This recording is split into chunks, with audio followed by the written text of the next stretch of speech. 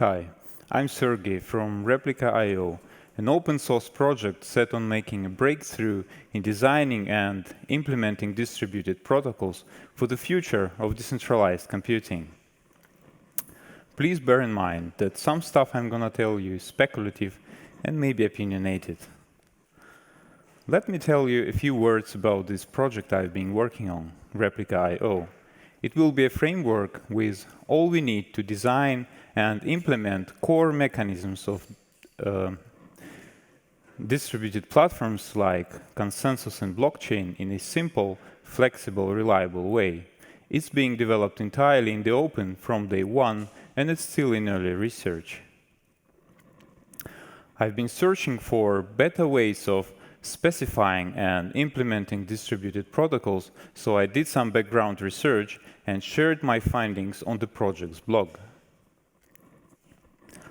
I guess you heard that distributed protocols like consensus are hard, and it's largely due to their concurrent nature.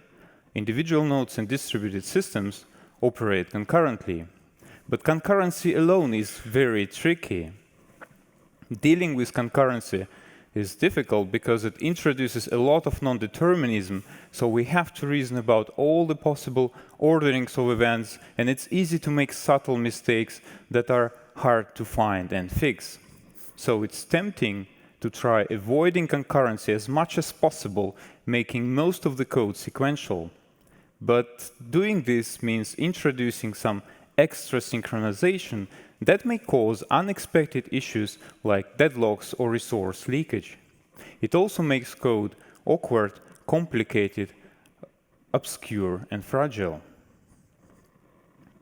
This attitude towards concurrency is not surprising because when we are thinking, we focus on one thought at a time. We communicate with linear sequences of sounds or symbols, including computer programs. So a sequential model of computation is very intuitive. It even seems natural. But the real world is not like that. It's fundamentally concurrent. Unless there is a causal dependency, things don't have to happen in a specific order. So is foundational software in distributed decentralized systems. It's inherently concurrent. So I've been wondering if there is a better way to approach this complexity with confidence. Maybe we should try rethink concurrency in distributed systems from the first principles and try approaching it fundamentally differently.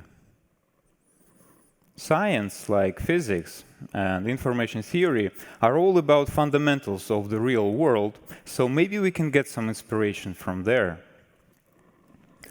One of the key principles in physics is conservation, and it actually also applies to information. If we think of the universe as a whole, it's a closed system. By definition, there is nothing outside it could interact with. But anything else is an open system, a part of the universe surrounded by the environment. Information in the universe is conserved, which means that information always comes from somewhere, and it must eventually go somewhere. We can think of this as information coming into our system from its environment, redistributing within the system, and then going back to the environment. We should also keep in mind that real systems are fundamentally bounded.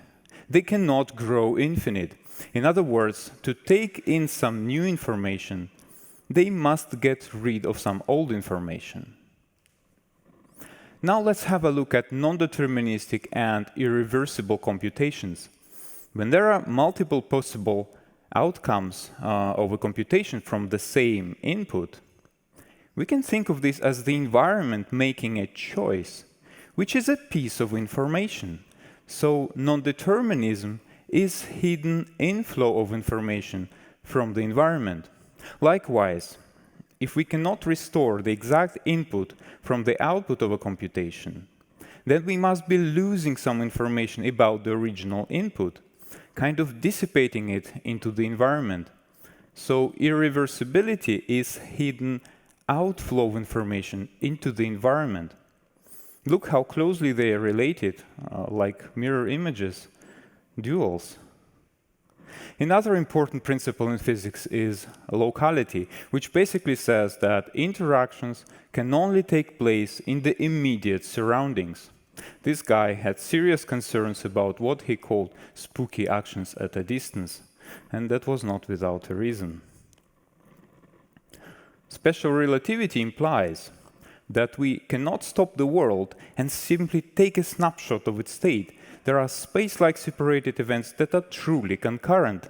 So there is no unique global view on a state of a distributed concurrent system, only local views depending on our frame of reference, namely where we look at the system from. Those local views, however, must be consistent. Luckily, that's what we actually care about. Now, how to apply all this to distributed and concurrent systems? Here's where the speculative part begins, the idea of reversible deterministic concurrency. What if we specify and implement our protocols by connecting together components that are highly concurrent, but conceptually deterministic and reversible? We'll make non-determinism and discarding of information explicit, while treating concurrency implicitly as emerging naturally from data availability and the system structure. In other words, we'll make the whole information flow explicit and highly concurrent, tying all the loose ends together and being able to reverse the computation.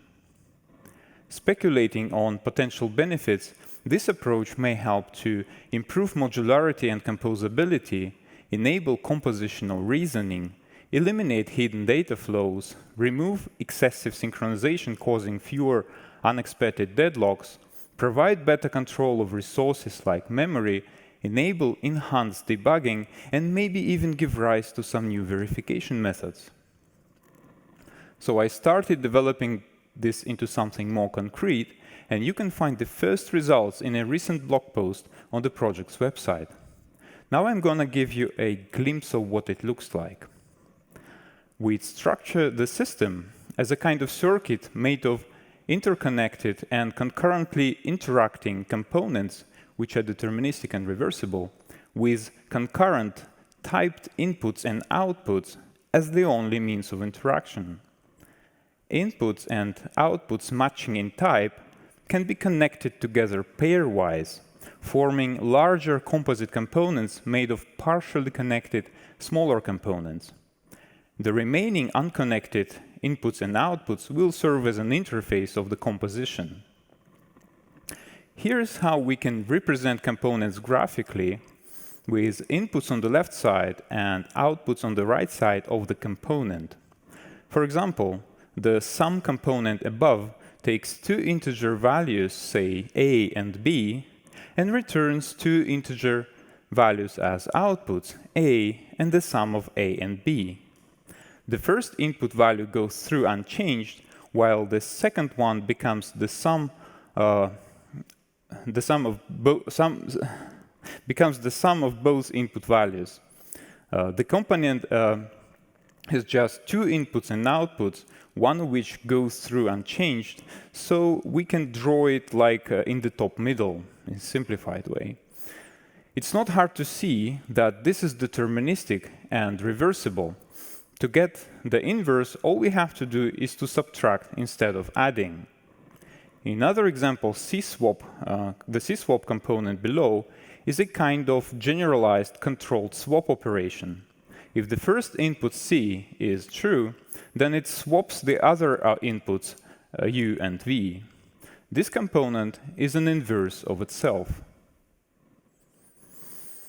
When inputs are connected to outputs of different components, values can kind of flow through the connection, and interaction with the environment ultimately happens through special extrinsic inputs and outputs.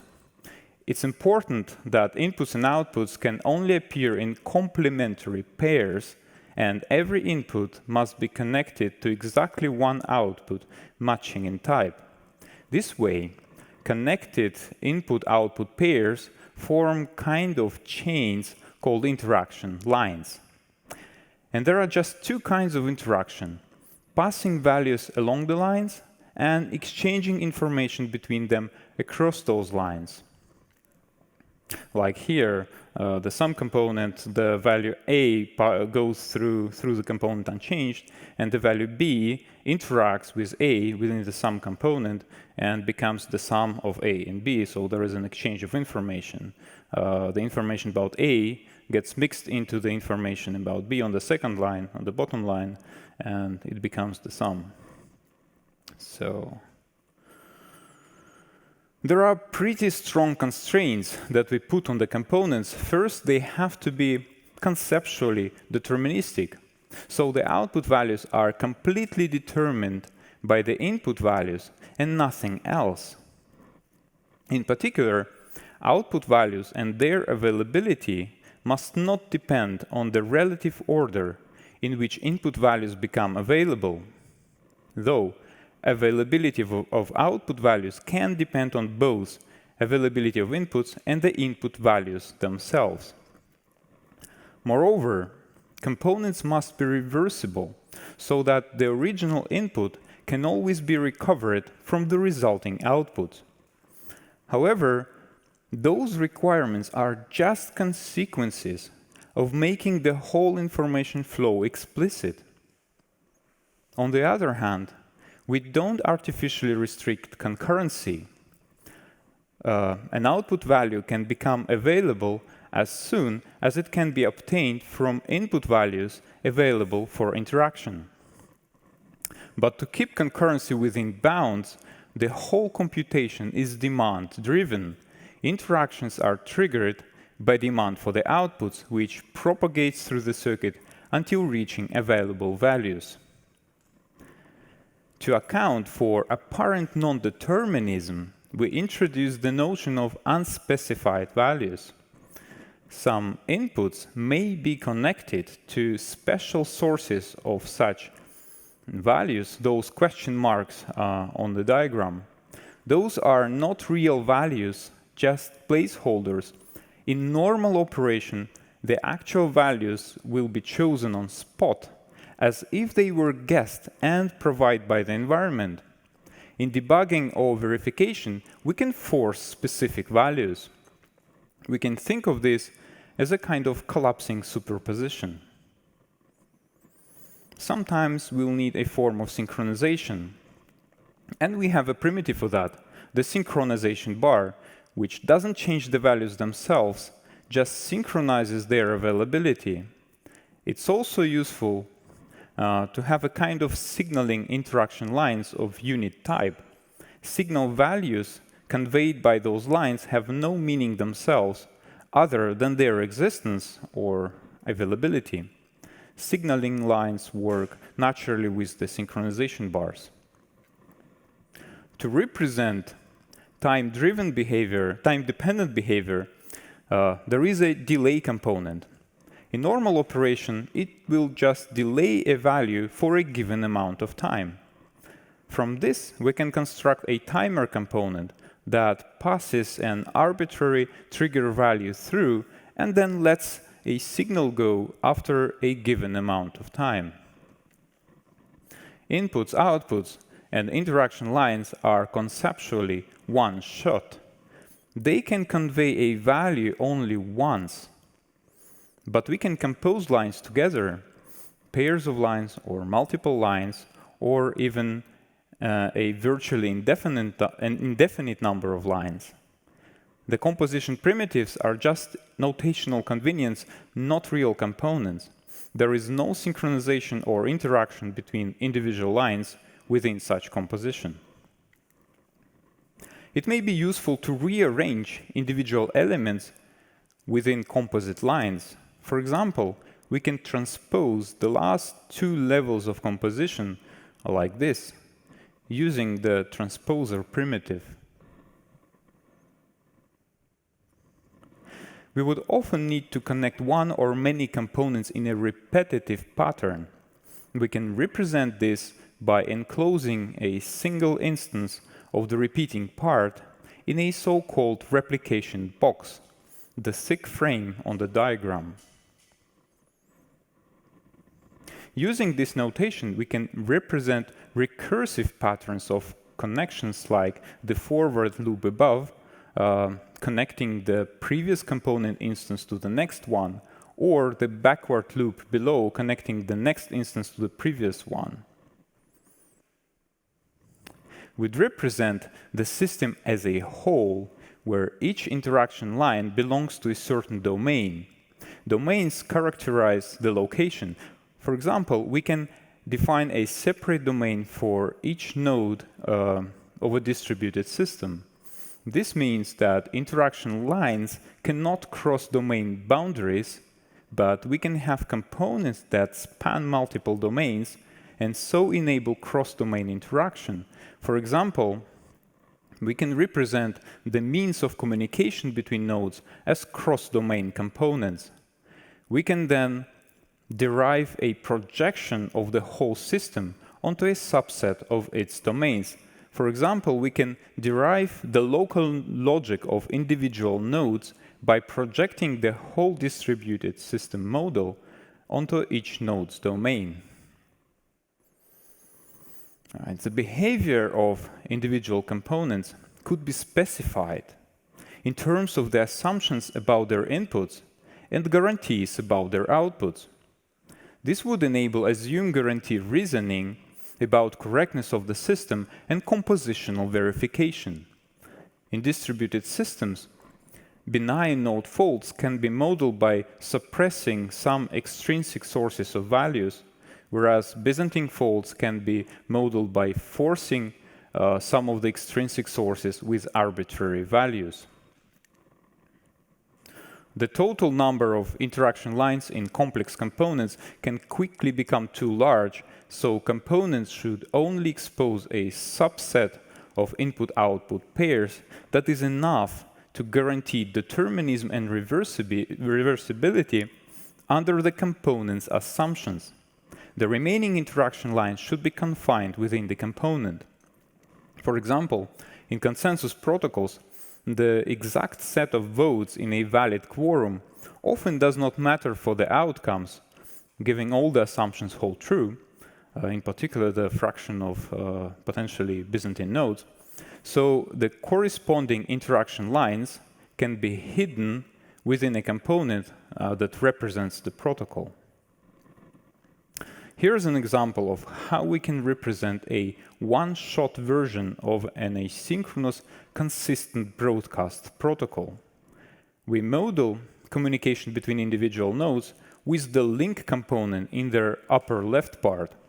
It basically allows sending an authenticated value from one node to another. Since the basic communication pattern in this protocol is simply sending the same value, the same message to all nodes, we model this as a weak broadcast component in the lower left part. It mainly consists of the link components replicated for each receiving node. The def component is meant to create an individual copy of the value being sent for each instance of link. The whole protocol is on the right. There are three stages. The sender weakly broadcasts a value, then each node echoes the received value, and finally, the value is delivered once a strong quorum of echo messages is reached. The replication boxes are there because for each node there is a separate instance of the components to weakly broadcast an echo message and to collect a quorum of those messages and deliver the value. Note the transposer, the diamond, in between the last two stages, which is there to rearrange composite lines so that we connect the delivered echoes to the quorum components of the corresponding nodes. And now we can use that consistent broadcast component to construct a stronger protocol, Braha's reliable broadcast. We just need to add another round of weekly broadcasting, this time ready messages, and collecting quorums of those messages. Broadcasting the ready message is triggered either by the value delivered from the consistent broadcast or by a weak quorum of ready messages received from other nodes, like from the above or from below. One of those alternatives is chosen by the select component in the middle of the diagram. It is supplied with an undefined value, that question mark, representing the non-deterministic choice. In the blog post, you can also find a sketch model of the Tendermint consensus protocol. We just went over the main ingredients of the reversible deterministic concurrency approach. You can find more details in the blog post. Of course, there are still lots of open questions, like how to formalize this, come up with a convenient textual notation, express this effectively in real code in Rust, understand all the ups and downs. Here is what I invite you to reflect on. Distributed, decentralized systems like real world are inherently concurrent. Concurrency is hard and perhaps needs a more natural approach. There are some helpful physical principles like conservation laws, resource bounds, locality and relativity. Non-determinism and irreversibility are dual and represent hidden flows of information. And now there is this idea of reversible deterministic concurrency, which I hope could help us to really make a breakthrough in designing and implementing distributed protocols. If you are interested, I encourage you to visit replica-io.dev and learn a bit more about the project. I'll wait a bit.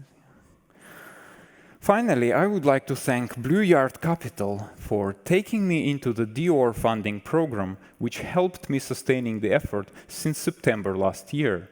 Now the project needs to move forward, and if you have an idea of how to get funding for this stuff, please let me know.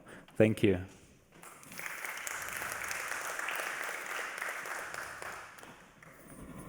Thank you, Sergey. Are there any questions from the audience? Please raise your hand. No, yes, no, maybe comments. One over there. Oh, yeah.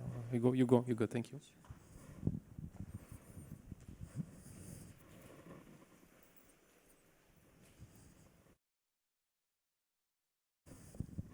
Thank you for this quite radical approach, I would say. I still struggle, relating this to the things I know.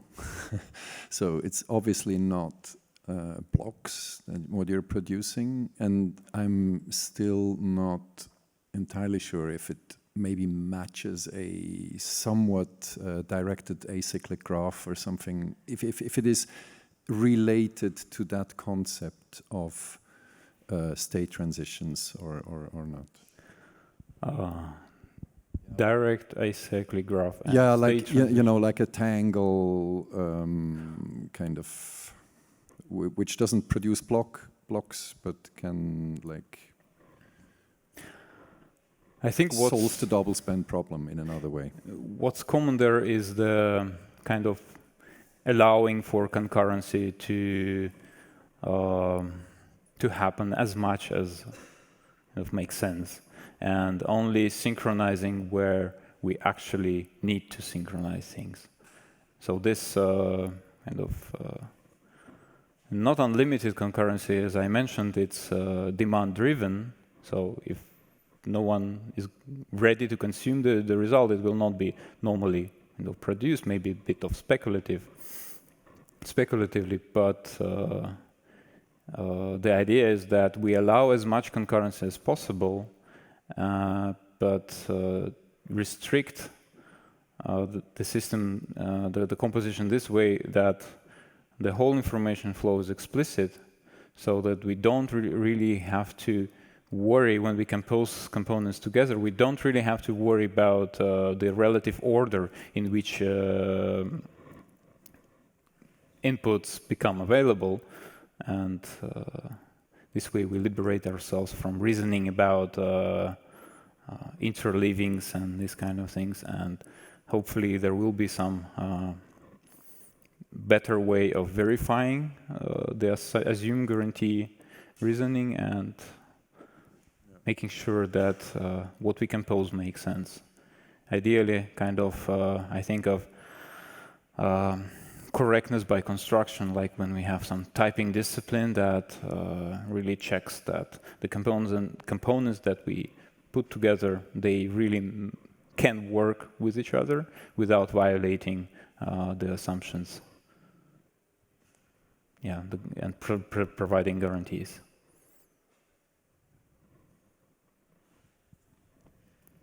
Okay, thank you. Now, one more question. I have a question. Is this more of like designing CRDTs, like conflict-free replicated data types, where like the partial ordering is not important, but like they all converge on the, let's say, same state eventually? Like you gave an example of like subtraction, like addition, and in that case, it doesn't really matter if it's A plus B plus C or A plus C plus B. And is this more like CRDTs than essentially concurrent systems? In certain sense, perhaps yes, but CRDT is what there is this, in my view, CRDTs, they kind of grow indefinitely, grow and grow and grow, they accumulate knowledge. And this is what I don't really like. I prefer to have some kind of bounds on clearly understand the bounds, how much things can grow, how much information this thing can absorb. And here we have like conservation of information. As much information as comes in, that much information comes out. Some of that information we may not really need to, so that we can throw it away, but explicitly. And like if we want to know the sum of A and B, then we can plug this sum component, provide A and B, the two values. And then if we only need to know the sum, then we take the second output and throw away the first one. But we must do that explicitly. But it's the same thing, because like if you don't throw away the output, your output will grow indefinitely. And if you only have your single accumulated value, which is the result of the CRDT, then you cannot do reconstruct. Yeah. If we keep, then we can decide what to do with each of the outputs. Do we keep it? Do we record it? If we keep and record it, then we have the opportunity to kind of run it backwards. We can run it backwards and see what actually caused this output. Okay, thanks.